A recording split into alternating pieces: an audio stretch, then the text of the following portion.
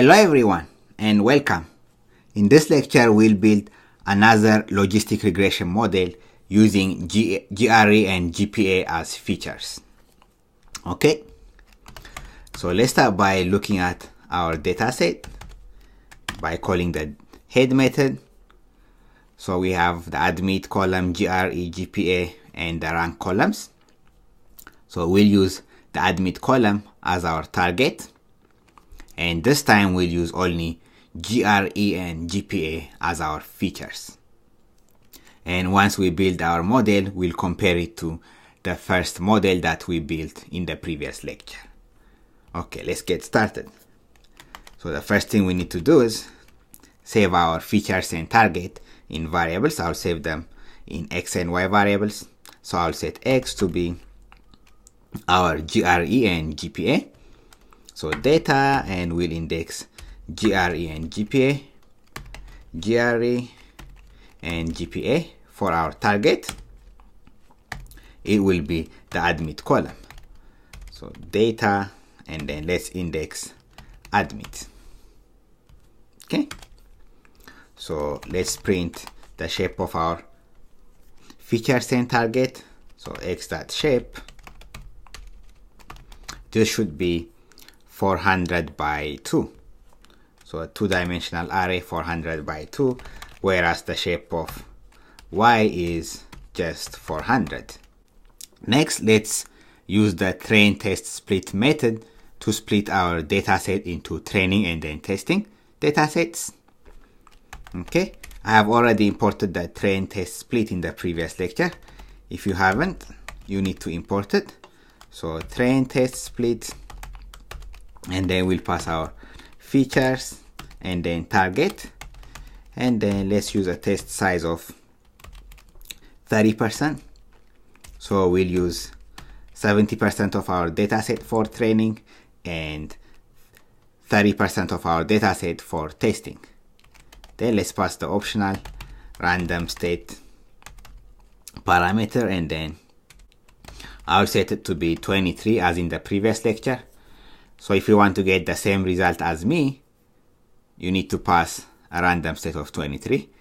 Otherwise you can use any other random state. But if you want your results to match mine, pass 23 for random state. And we'll save, once we split our dataset, we'll save them in 4 variables: xtrain, ytrain, xtest, ytest, xtrain, xtest, ytrain, and then ytest. As I mentioned before, we can save it in any variables that we want, but these are common ones used and also mentioned in scikit-learn. Okay, so now if we print xtrain.shape, it will be, since this is a training dataset, it will be 70% of 400, which is 280.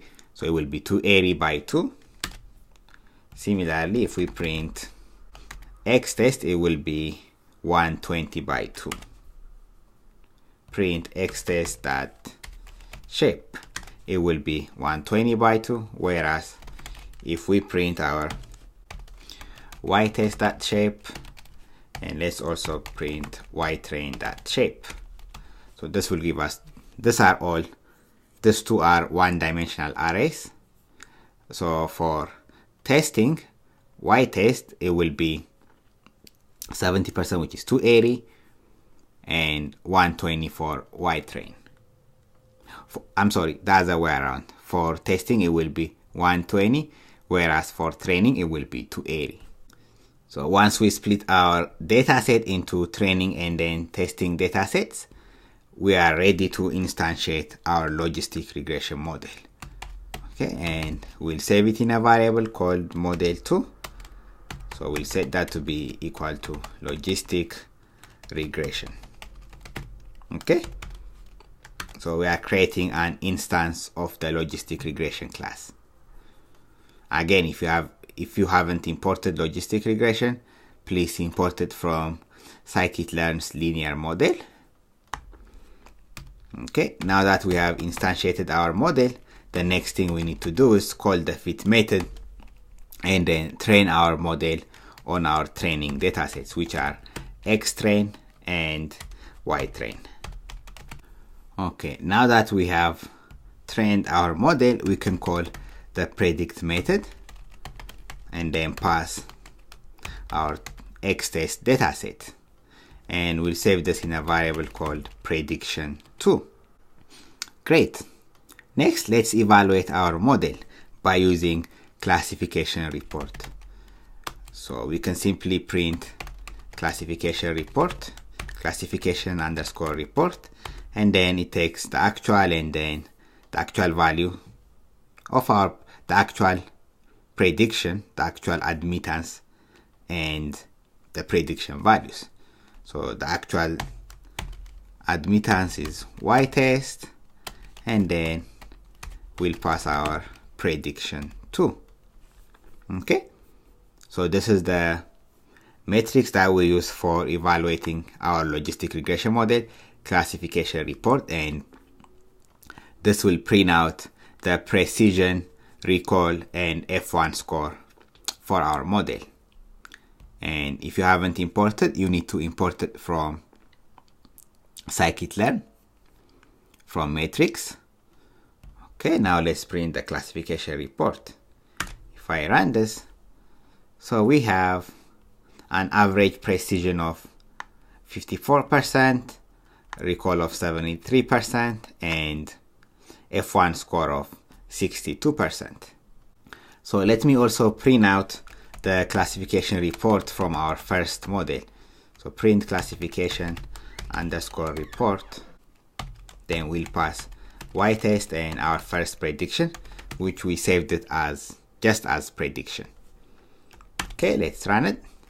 So if we compare our two classification reports, so for precision, we see that our first model has a 70% precision, for recall 73%, and they are even, we'll talk about it. For F1 score, our first model has a 71% F1 score.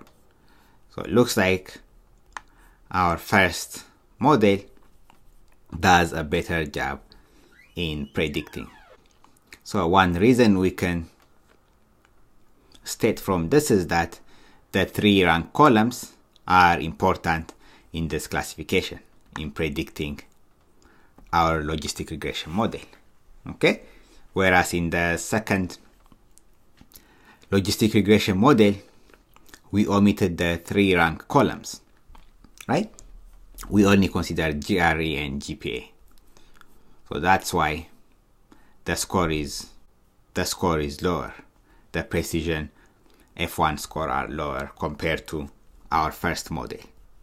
Okay, so those rank columns play a crucial role.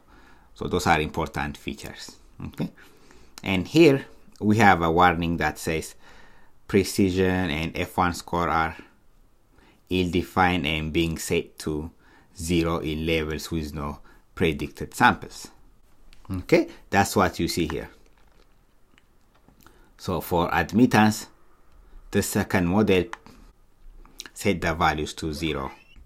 So it's important to consider all your features in building your logistic regression model. Okay, I just wanted to show you that by doing the second regression. Great. Just to summarize what we have learned in the previous lectures for logistic regression, we started by exploring our dataset and grabbing general information. We used methods like the info and describe to get some general information and statistics about our datasets, and then we used some data visualization techniques to get an overall idea about the distribution of the various features and to see if there is any relationship among our features or columns. After that, we analyzed our dataset furthermore and then created dummy variables for the rank column. And once we have that, we were able to generate a new data frame by joining the admit, GRE, and GPA columns with the newly created rank dummy variables data frame. And then we were able to build our logistic regression model. In order to do that, we first defined our features and targets, and then split our dataset into training and then testing datasets. After that, we used our training datasets to train our model, and then use the testing dataset to test our model. And we saw the classification report to evaluate our model. And we saw precision, recall, and F1 scores. Okay, that's what I have for the lecture on logistic regression. If you want to read more about logistic regression, a specific section or parameter or any specific attribute, you can refer to the scikit-learn documentation. You can read more about it there. It's a good documentation. Great. That's all I have for this lecture. Thank you, everyone.